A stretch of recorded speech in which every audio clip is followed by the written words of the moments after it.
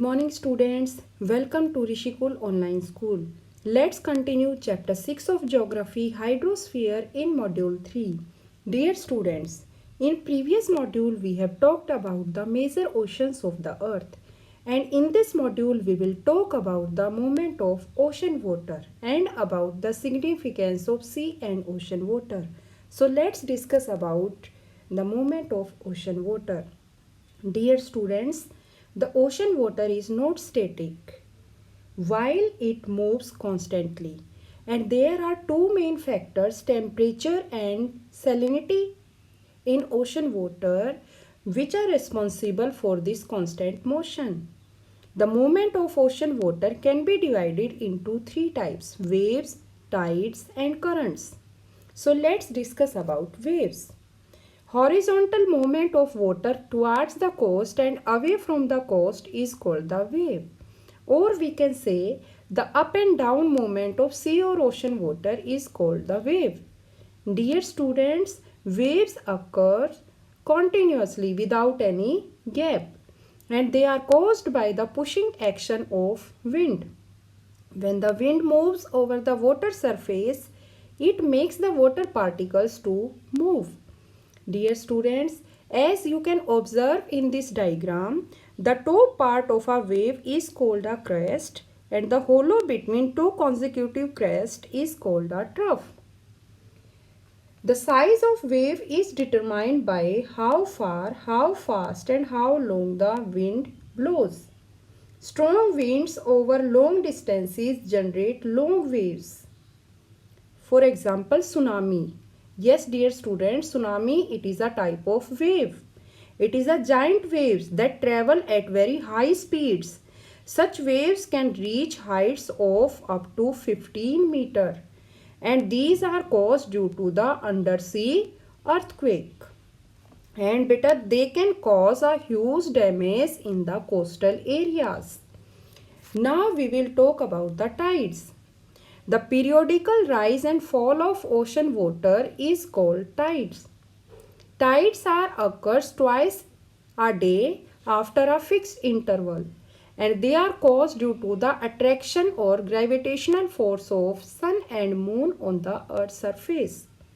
Dear students, the rise of the sea water is called high tide and falling of water is called low tide. The high tide, it is also called spring tide, and the low tide, it is also called nip tides. Spring tides during the full moon and the new moon day, when the sun, earth and the moon are in straight line. Nip tides or low tides, these are occurred when the sun, moon and the earth, they are at right angles. And dear students, the tides, they are very important. They are very useful to us. Like tides are helpful in fishing. They are also helpful in making salt. They are helpful in navigation. And they are also helpful in generating electricity. Now we will talk about the ocean currents. Dear students, a current is a large stream of moving water that flows through the ocean. Currents carry water great distances, and some currents move water at the surface of the ocean while others move the deep water. Currents move the sun's energy from the equator to the poles. They also move cold water from the poles towards the equator, and this moderates the climate of our planet. Or we can say the tides the ocean currents are of two types: hot ocean currents and cold ocean currents.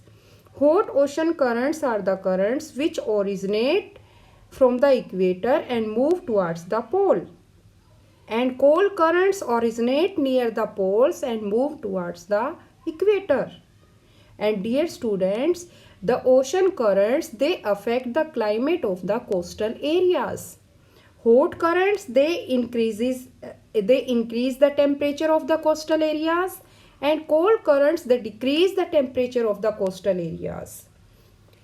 Now we will talk about the significance of oceans. Dear students, Oceans and seas are very important to human beings. Like they provide us with food, for example, the seafood, fish.